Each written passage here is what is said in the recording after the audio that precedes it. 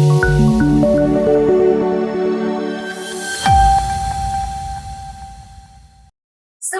જિલ્લાના થાનગઢ ગામે પોલીસ ફાયરિંગમાં 3ના મોત નિપજ્યાના 12 વર્ષ વીતી ગયા હોવા છતાં પીડિત પરિવાર ન્યાય માટે ગુહાર લગાવી રહ્યો છે। સુરેન્દ્રનગર જિલ્લાના થાનગઢ ગામે વર્ષ 2012માં લોકમેળામાં પોલીસ ફાયરિંગમાં 2 સગીર સહિત 3 લોકોના મોત થયા હતા। ત્યારબાદ સરકાર દ્વારા સીટની રચના કરી નાખી તપાસ આરંભી, પરંતુ આજે 12 વર્ષના વાણા વીતવા છતાં પીડિત પરિવાર ન્યાય માટે ગુહાર લગાવી રહ્યા છે।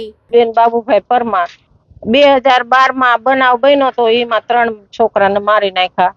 એક મારો દીકરો હતો પ્રકાશભાઈ, એક પંકજ ને એક મેહુલ, 3ને મારી નાખ્યા। અમને હજી લગી 2012 થી અત્યાર લગી હજી સરકારે કોઈ પણ ન્યાય આપ્યો નથી।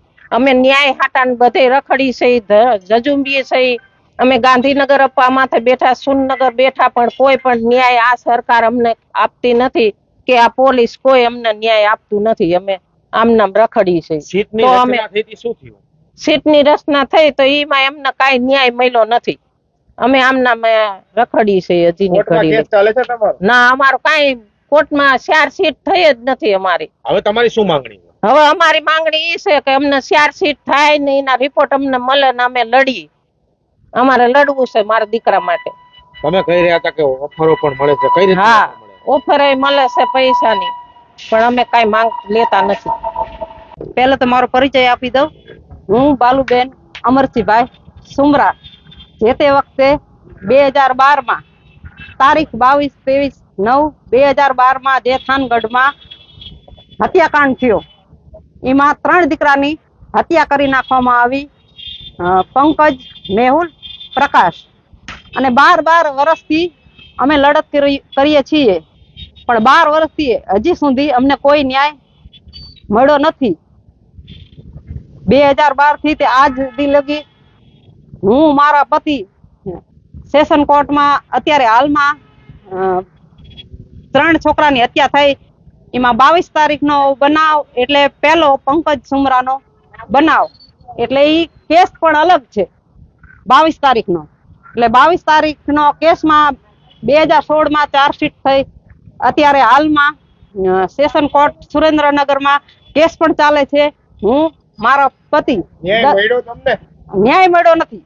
સીટની રચના થઈ, શું તપાસ થઈ? સીટની રચના તો તપાસ થઈ એમાં કે તમને ન્યાય મળશે, હજી મળ્યો નથી। 12 વર્ષથી અમે જજુંબી, અમે તમામ પ્રયત્ન કર્યા। તમને કોણ પૈસાની ઓફર કરે? અમને પૈસાની ઓફર કેપી જાડેજા જે આરોપી છે ને ઈ જ કરે કે તમને આટલા દઈ દઉં, તમે કેસ પાછો ખેંચી લ્યો। પણ કોઈ માના લાલની કિંમત, કોઈ દીકરાની કિંમત લાખો રૂપિયા હોતી નથી, બરાબર? લાખો રૂપિયા હોતી નથી। મારા શરીરમાં પ્રાણ છે ત્યાં લગી હું લડીશ, ગમે એ પરિસ્થિતિમાં। મારી માની સોગંદ, ગમે એવા આંધી આવશે, તોફાન આવશે, હું 1 ઇંચ પગલું પાછળ નહીં હટું, અને હું ન્યાય મેળવીને જપીશ। મારું નામ ગીતાબેન પ્રકાશભાઈ પરમાર। મને મારે વિધવા જિંદગી કેમ કાઢવી? મારે એક બાબો છે, મને ન્યાય તો નથી મળ્યો, પણ મને એક નોકરીની જે સરકારે મને કીધું હતું કે તમને સરકારી નોકરી આપશું, પણ મને આંગણવાડીની એક નોકરી પણ મને નથી આપી, તો મારે ઘરમાં કેમ ગુજારણ ચલાવું? મારા બાબાને હું ભણાવું છું, પણ હું મારી મહેનતથી ભણાવું છું।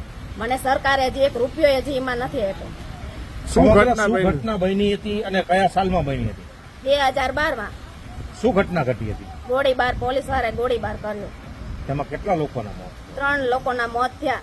ન્યાય મળ્યો તમને? ન્યાય મળ્યો, હજી લગી ન્યાય મળ્યો નથી, અને 4 સીટ થઈ નથી।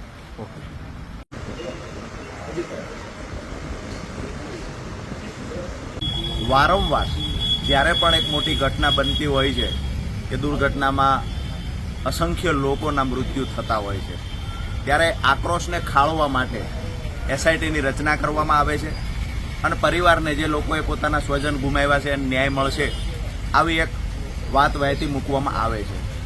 આજે અમે જે 2012માં થાનગઢની અંદર દલિત હત્યાકાંડ થયેલો, તો ખરેખર એસઆઈટીની રચના પછી ન્યાય મળે છે ખરા?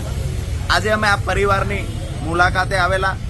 અહીંયા જે 3 બાળકોએ, 3 યુવાનોએ જે પોલીસ ગોળીબારમાં જીવ ગુમાવ્યો છે, એ 3 યુવાનોના માતા અહીંયા છે।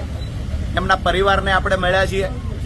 તો આજ દિવસ સુધી જે પહેલી ઘટના બની 22/9/2012 એમાં જે આરોપીની ધરપકડ કરવામાં આવી એ આરોપી 3 મહિનાથી 6 મહિનાની અંદર છૂટી ગયા અને આજે પ્રમોશન લઈને ખૂબ સારી પોસ્ટ ઉપર નોકરી કરે છે.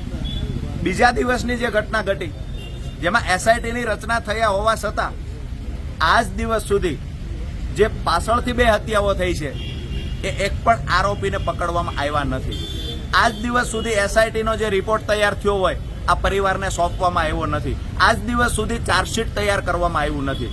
એટલે સાફ વાત છે કે ગુજરાતમાં જ્યારે પણ એસઆઈટીની રચના થાય છે ત્યારે આજે જે પરિવારની વેદના છે કે એસઆઈટી માત્ર આક્રોશ ખાળવા માટે અને લોકોને ગેરમાર્ગે દોરવા માટેની વાત છે. એસઆઈટીના રિપોર્ટથી કોઈને ન્યાય મળતો નથી. આજે આ થાનગઢની ઘટનામાં જે બહેનો છે પોતાના સ્વખર્ચે કોર્ટમાં પોલીસ સ્ટેશને આજ પણ ધક્કા ખાય છે.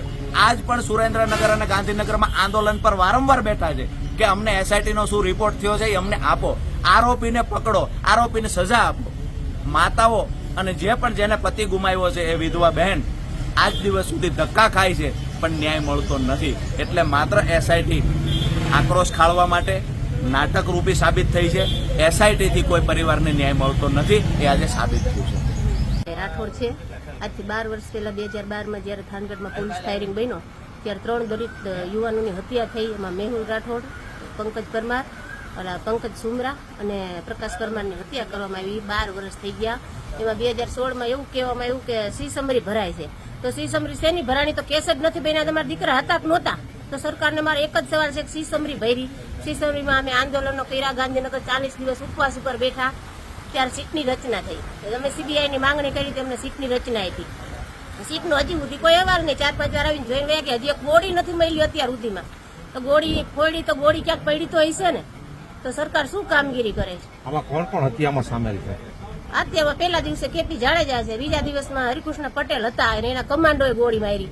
પણ હજી સુધી એનું નામ કે કોઈ વસ્તુ જાહેર થયું નથી. હરિકૃષ્ણ પટેલ તો રિટાયર્ડ થઈ ગયા છે છતાં હજી ન્યાય ઝાંખો છો, શું કહેશો? રિટાયર્ડ થઈ ગયા ત્યારે હરિકૃષ્ણ પટેલ હતા. સ્વામી વિવેકાનંદની જયંતિ હતી. નરેન્દ્ર મોદી સાહેબ લીંબડી હતા અને લીંબડીથી એમને એવી જાહેરાત કરી દીધી મોદી શ્રી ડાયરેક્ટ કે ફાયરિંગ ખુલ્લે આમ કરી નાખો. એટલે અમારા છોકરાનો વાંક શું? સીધી તો ફાયરિંગ નથી જ કરાતી ને.